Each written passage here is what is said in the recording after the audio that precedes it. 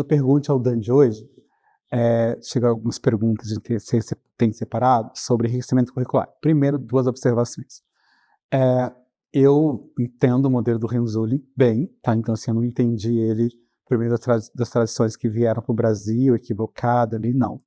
Eu conversei até com ele, né? Tem uma entrevista com ele no meu canal no YouTube na íntegra, tem alguns pedacinhos aqui no Instagram também sobre a entrevista. Eu entendo que a abordagem dele, ela contribuiu bastante para a gente pensar na exploração das habilidades, mas ela não responde a tudo. E uma das minhas preocupações com ele que eu tive assim, e cadê o anel da personalidade? Faltam alguns anéis ali bastante importantes. E também ele disse, tá lá gravado, que eu acho que é o grande erro no Brasil, assim, tem 2 anéis, não fecha um, nasce pelo outro. Não é isso, né, gente? Então isso a gente precisa entender. Eu também entendo que a nossa política pública com um modelo só para identificação e atendimento não é adequado. Tem que trazer mais modelos teóricos, modelos teóricos de identificação com evidência científica, gente, é isso.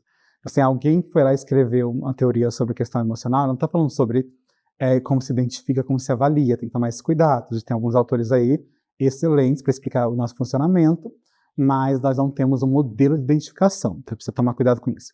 Dito isso, eu vou começar a responder assim, as questões sobre enriquecimento curricular, que é baseado, especialmente, tipo 1, 2, 3, no modelo do Renzulli. E aí, para que vocês vejam, e de novo, se a gente fizesse o enriquecimento de forma adequada, como é para acontecer, todo mundo seria beneficiado. Todos os alunos seriam beneficiados, seja ele superdotado ou não, seria bastante importante. E aí, o que é, de fato, esse enriquecimento curricular no modelo de Renzulli? O enriquecimento curricular é uma estratégia educacional voltada para alunos superdotados que visa lhe proporcionar experiências de aprendizagem mais complexas, criativas e desafiadoras. Segundo o próprio Renzulli, o enriquecimento pode ser dividido em 3 tipos, né? Tipo 1, que é a exposição a temas novos e variados. Tipo 2, que é o desenvolvimento de habilidades avançadas de processos de pensamento crítico, criativo. E o tipo 3, que é a aplicação do conhecimento em projetos reais, ou seja, na vida prática, no dia a dia, no cotidiano.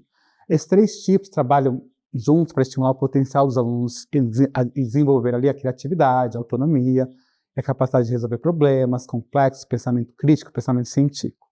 É essa a ideia. Olha que ideia maravilhosa. E aí, a escola de vocês, seus filhos fazem esse processo, enriquecem esses currículos? Como vocês têm lidado com isso? E hoje, o tipo de enriquecimento tipo 1, ele, como eu disse para vocês, ele tem a característica de exposição a novos conhecimentos. O que caracteriza esse tipo de enriquecimento tipo 1? Ele é voltado para a exploração e exposição a diferentes áreas do conhecimento, despertando ali o interesse dos alunos por novos temas. Por exemplo, então eu tinha lá um interesse enorme sobre a história brasileira, aí me apresentaram lá a história medieval, me apresentaram a história dos fenícios, história da América do Sul, então, história da Cici, por exemplo, que eu estou ficcionado com ela até hoje. Então, isso aqui é o enriquecimento tipo 1, ou seja, novos temas para despertar novos interesses. E aí, quando a gente tem esse tipo de enriquecimento, que, de novo, tem que ser de forma relevante, né, apresentar informações de maneira estimulante, sem a necessidade de aprofundamento imediato no tipo 1. Por quê? Eu simplesmente oferto para ver se esse interesse nasceu esse interesse, buscou. O que desse tema todo? Então, eu apresentei vários temas lá, apresentei geografia, apresentei ecologia, apresentei artes, e ele foi lá, quero saber isso daqui, mais sobre o período de arte moderna, por exemplo, de Roma. A gente vai enriquecer. E quais são os objetivos desse tipo de enriquecimento que você tem que pensar? Primeiro, ampliar o repertório cultural e acadêmico dos alunos. Estimular a curiosidade e o desejo por novos aprendizados. Lembra que uma das características da apresentação é a criatividade e curiosidade. Então, essa ideia é fomentar e estimular. Apresentar diversas áreas de conhecimento para que o aluno descubra interesses e desenvolva talentos que ele até achava que não tinha, porque muitas vezes está muito condicionado com alguma coisa e, na verdade, você pode fazer 1000 coisas. E aí, quais são as estratégias que podem ser usadas para aplicar enriquecimento no tipo 1, por exemplo? Trazer A gente desenvolveu aqui em São Paulo um aluno nosso, lá da zona leste de Itaquera, escola pública. Então ele tinha vários interesses por história, né? E a gente propôs, nesse tipo de enriquecimento, palestra com especialistas em diferentes áreas. E a gente trouxe lá professores de história da USP, historiadores de museu, arqueólogos, visita a museus, empresas, universidades, laboratórios. Exibição de documentários atuais, filmes educativos, oficinas e workshops ali interdisciplinares, leitura de livros, revistas científicas e artigos de temas variados. Isso é bastante importante. Então, um exemplo prático de enriquecimento tipo 1, pense num cenário ideal, tá? Uma escola que quer estimular o interesse dos alunos por ciências espaciais. Pense nisso, está super na moda, a gente sabe que nosso público superior tem um interesse imenso por sistema solar, né? Espaço, NASA. E aí, tendo esse aluno esse interesse, os alunos assistem uma palestra de um astrônomo e fazem uma visita ao planetário da cidade. Por exemplo, eu posso, em São Paulo, fazer uma palestra com um astrofísico, um astrônomo, e vou lá no planetário, visito a cidade, vou no museu, catavento cultural. Resultado esperado desse enriquecimento. Alguns alunos podem se interessar pelo tema e desejar explorá-lo de forma mais profunda nos próximos tipos de enriquecimento. Você imagina, você faz isso com toda a escola, e aí você vai filtrando, né, as portas giratórias ali do modelo. E aí é fenomenal essa parte prática de apresentar. E os pais também podem fazer isso em casa, tá? Então a gente consegue fazer esse enriquecimento tipo em casa. E hoje vamos falar do enriquecimento tipo 2 aqui do Renzulli, enriquecimento curricular. O que caracteriza o enriquecimento tipo 2? O enriquecimento tipo 2, ele foca no desenvolvimento de habilidades específicas, ajudando ali os alunos a adquirir competências avançadas para analisar, resolver problemas e produzir conhecimento, ou seja, produzir ciência. E tem alguns objetivos bastante específicos. Primeiro, ensinar a habilidade de pensamento crítico e resolução de problemas, que é essencial para a vida. Desenvolver competências de pesquisas, né, comunicação e criatividade. Aprofundar conhecimentos adquiridos lá no tipo 1 de forma prática. Aprofundar os conhecimentos que ele já tem de forma externa. Esse é o objetivo. E quais estratégias podem ser utilizadas para a gente aplicar o enriquecimento tipo 2?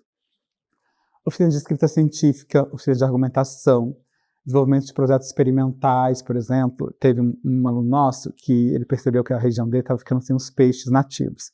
E aí, queriam que ele fizesse ali um projeto de empreendedorismo, mas ele não quis. Ele quis pensar nesse projeto experimental. Aí a gente fez uma ponte com a universidade lá, da cidade dele, do Paraná, e conseguimos um biólogo, ali, um geógrafo, um estatístico para pensar nesse projeto com ele. Maravilhoso.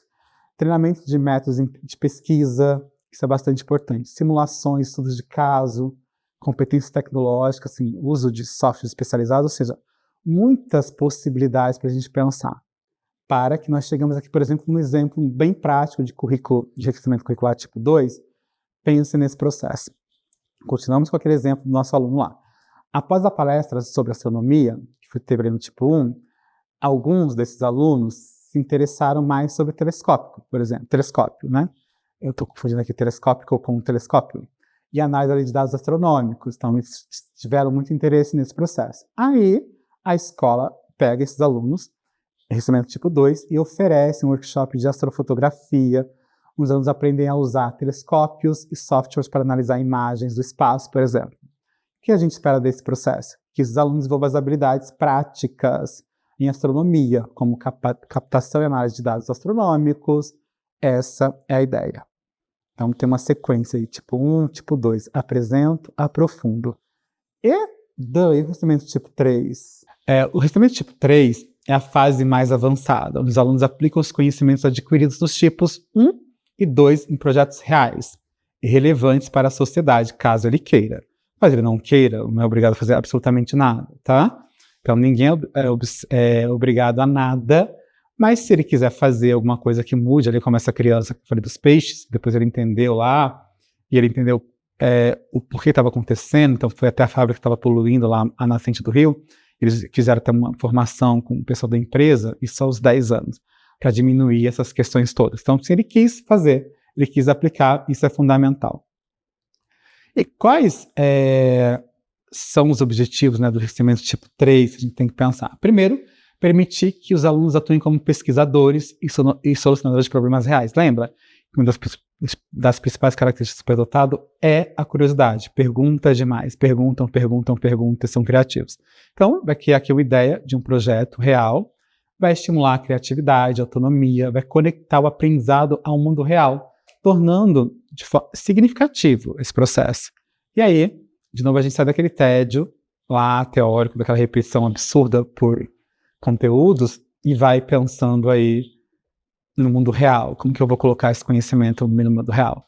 E aí algumas estratégias podem ser utilizadas, né, para a gente aplicar o enriquecimento tipo 3.